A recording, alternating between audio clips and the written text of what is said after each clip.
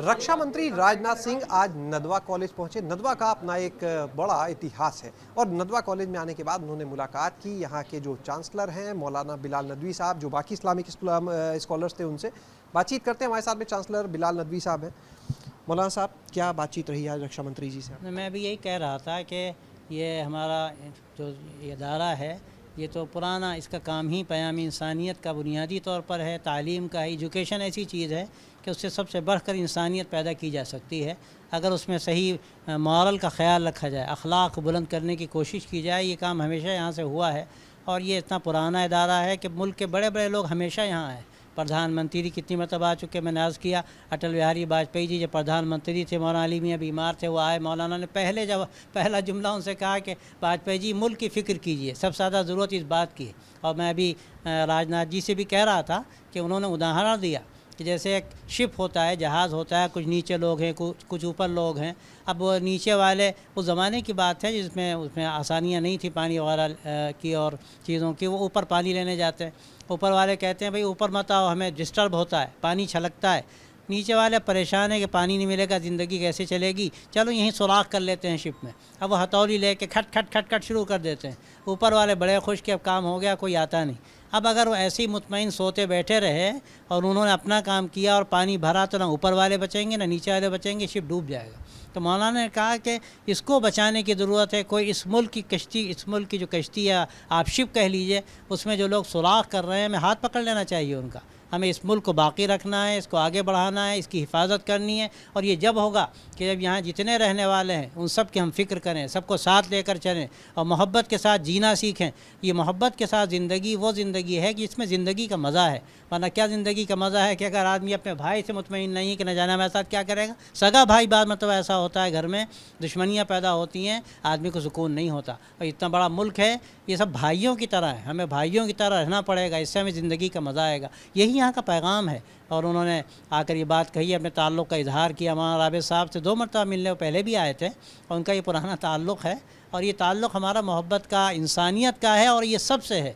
मैं तो साफ़ कहता हूँ कि कोई पार्टी हो, कोई कहीं का रहने वाला हो, किसी मज़हब का मानने वाला हो, कमज़ोर हो या मालदार हो, कोई भी हो, इंसान है और हर इंसान के खून का रंग एक है। वो सब हमारे भाई हैं और सब की हमें फ़िक्र करनी है और सब को साथ लेकर चलना है। इसी से मुल्क भी आगे बढ़ेगा, इसी से इंसानियत फले फूलेगी। मौलाना साहब, करीब 20 मिनट तक यहाँ पर रुके रक्षा मंत्री जी। इस दौरान, क्योंकि इस समय यूनिफॉर्म सिविल कोड बहुत चर्चा में है, क्या आप लोगों ने कोई चर्चा? हमारी उनसे कोई बात नहीं हुई। और मैं अभी कह रहा था कि ये जो बात कही जा रही है शायद गलत फहमी पैदा हुई।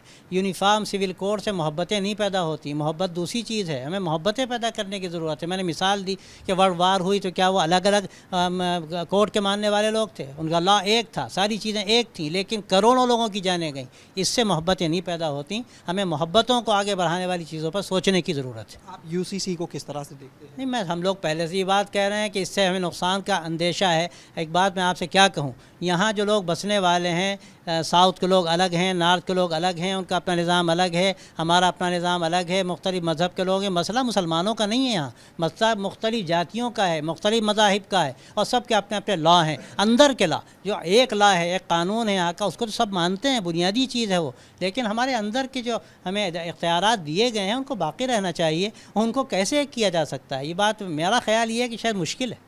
मौलाना साहब, एक सवाल लेंगे। देखिए, थोड़ा सा इससे हट के सियासत से जुड़ा हुआ है, हालांकि कि सभी जो दल हैं, सियासी दल हैं, क्योंकि आगे लोकसभा का चुनाव है, चाहे सपा हो, चाहे बसपा हो, कांग्रेस हो या भाजपा, हर कोई ये दावा करता है कि मुसलमान हमारे साथ में है।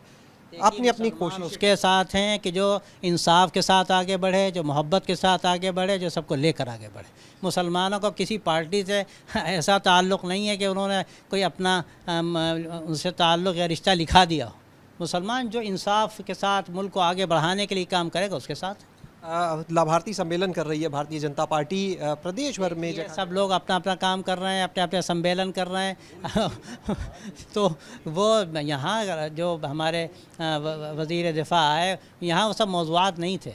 तो ये सब जो लोग कर रहे हैं अपना अपना काम कर रहे हैं, हमें अपना काम करना है, हमारा तो इंसानियत का काम है, वही हमें आगे बढ़ाना है। यानी आज कोई सियासत से जुड़ी बात नहीं, सिर्फ आप कोई बात नहीं, वो अपने ऐसे जैसे ख़ानदान का आदमी आता है, एक मुल्क के वो बड़े हैं, वो आए और अपना ताल्लुक़ का इजहार किया उन्होंने, हमने भी उनसे ताल्लुक़ का इजहार किया, जो कदीम उनसे ताल्लुक़ रहा है, बस वो इसी हद तक बात होती रही, किसी सियासी मौजू पर बात नहीं हुई, मुल्क के मौजू पर बात हुई, इंसानियत के मौजू पर बात हुई, यही असल मौजू है। लोगों ने इस वक्त सियासी पार्टियों ने मुल्क को दांव पर लगा रखा है। मैं तो साफ कहता हूँ, इस वक्त ज़रूरत इस बात की थी कि मुल्क को आगे बढ़ाया जाए। हर आदमी, हम तो कहते हैं सियासत से ऊपर उठकर, पार्टी से ऊपर उठकर मुल्क के लिए बात करे। ऐसा क्यों नहीं होता?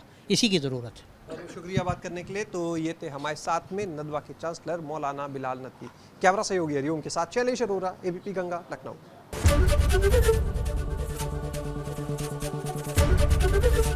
एबीपी गंगा, खबर आपकी, जुबान आपकी।